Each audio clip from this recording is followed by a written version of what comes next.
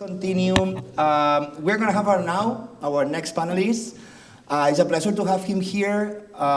Basically a Catalan guy that is asking, which is the real size of the Spanish market?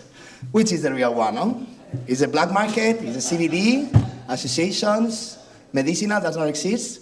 So basically he's going to talk about it. Please, I'm going to ask you to be like a TED Talk, 10 minutes, 12. I know you are going to do it.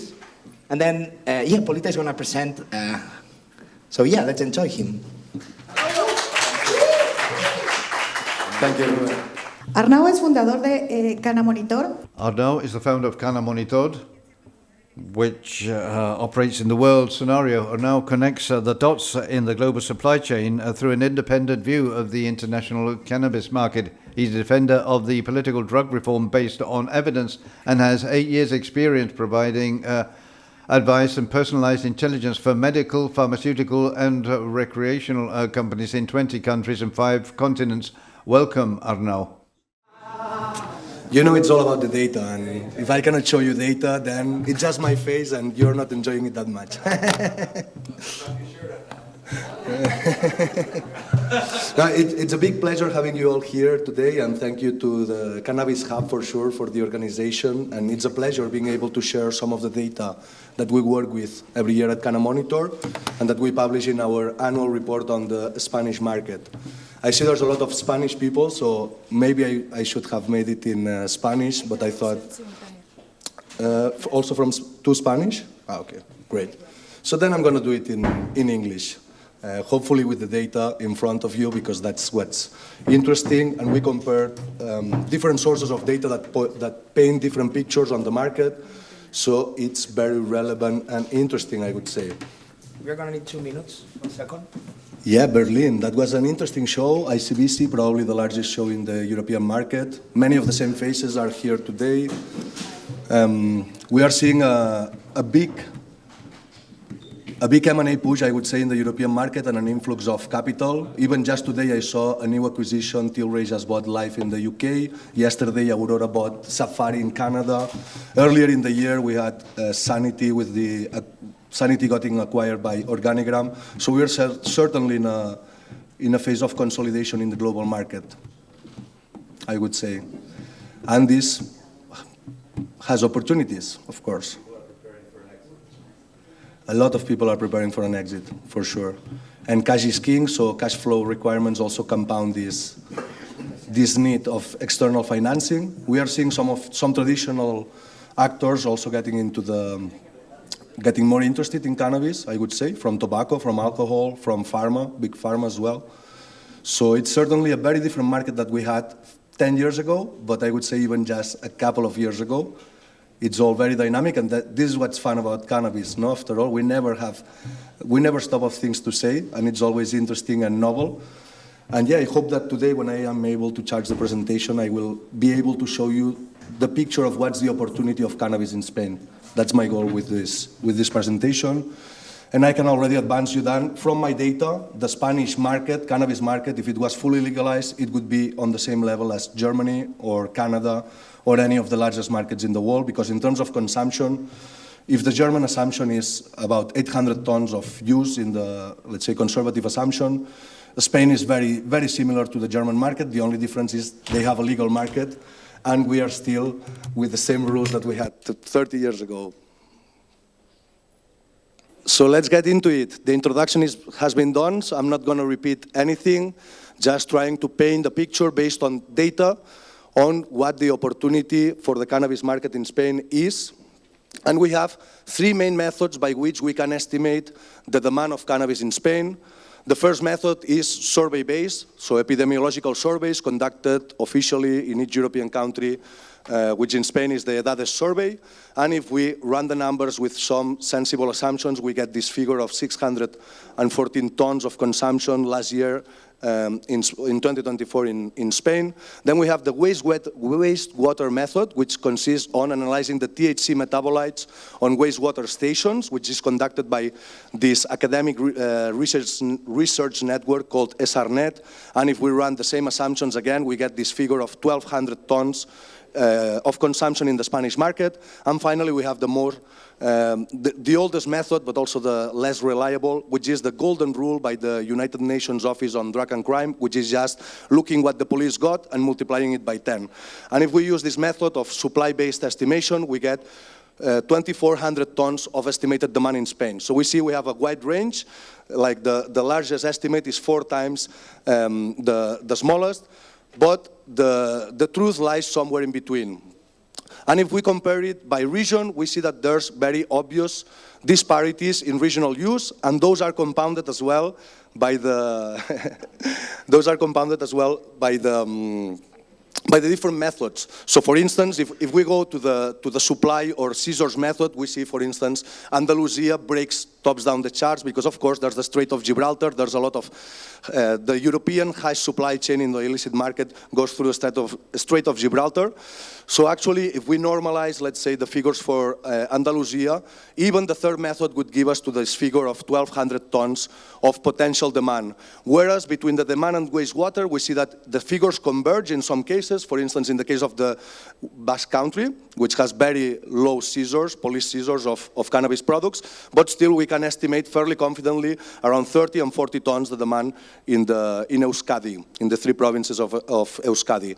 Whereas in other cases, like for instance in Catalonia, which our friend was celebrating here, that it's clearly the consumption leader, according to both methods, we see that the difference between the demand estimate, survey-based, and the wastewater estimate is massive. And this might have several explanations that I'm gonna develop a little bit more.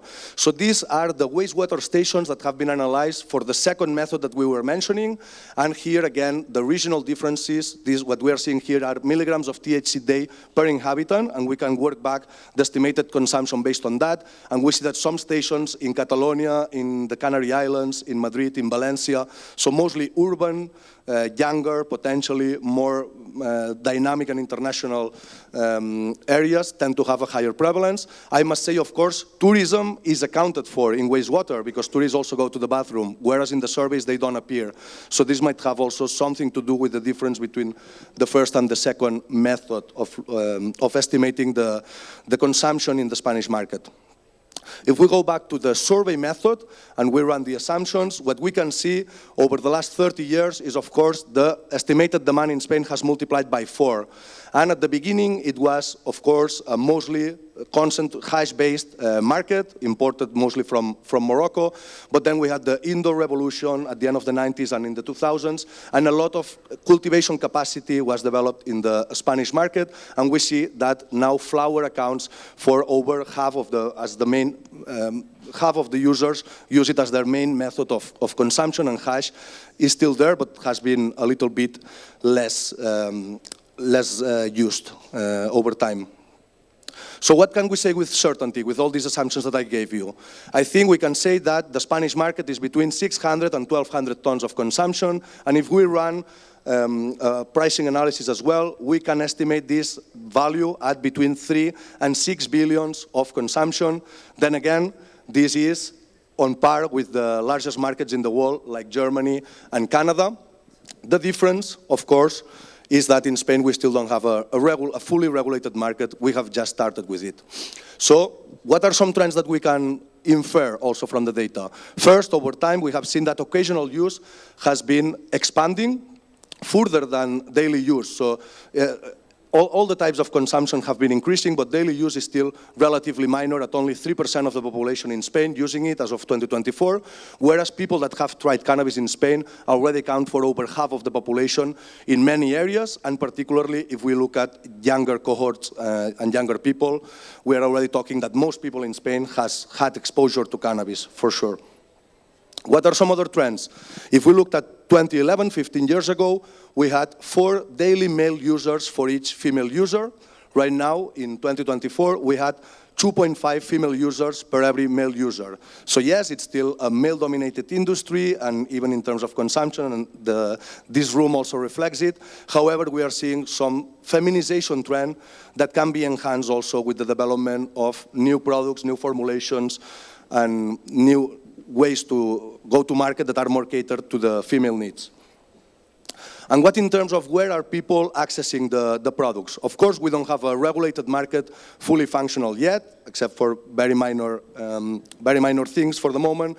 And we see that it's social supply that dominates, with 56% of 30-day users reporting that they buy from a friend, a family, acquaintance, etc. Whereas buying from a dealer has been reducing over time. And we see, of course, that in Spain, the cannabis clubs that have existed for a couple of decades still account for 11% of the daily users, and same with home growing, which is also about 10% of the users grow their own weed to supply themselves. However, as I was mentioning throughout the presentation, the legal market, in the best case scenario, would only account for 16% of the total revenues generated by cannabis in Spain. And this is with the lower estimate of the illicit market.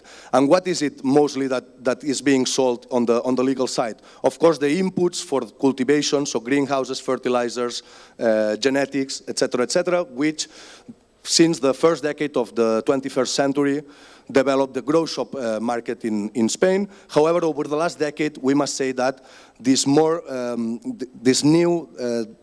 CBD and medical cannabis, let's say, have been clearly on the rise, even though both industries have a lack of international integration, because everything that is produced on the medical side in Spain is for exportation, whereas on the CBD market there's barely any production in Spain, and is instead pretty much everything is imported into Spain. So there's a lot of problems to create verticalized industries in the country. But however, the trend of revenues by both the CBD and medical companies point at the potential of a regulated market, which, as I said before, is on par with the largest countries in the world. So what can we say based on this? The market is now about $500 million in legal terms. However, the potential for a legal market in Spain is literally, and it's not an exaggeration to say that it's 10 or 20 times the current size of the market. And we should always take this into account and communicate it to the regulators as well, because they are missing out on a big opportunity also in terms of fiscal revenues, etc. Second, the consumer base that we have is different than the one that we had just a couple decades before. Now it's not so young, now it's not so male-dominated. So, of course, the underground will always remain with a certain type of products and approach to cannabis. But however, I think this new, more occasional consumer that is the frontier for our market, and is where we can really gain incremental revenues, let's say, and not just fight for market share in a set market. And third, and this is obvious for everyone that has been involved in Spain, of course, the bottleneck is regulation. So any advance that we manage to get in Parliament, or now with the medical regulation, etc., can compound multiple times in terms of penetration and market access in Spain. That's all I had for you today. I hope this was interesting, and look forward to the next conversations.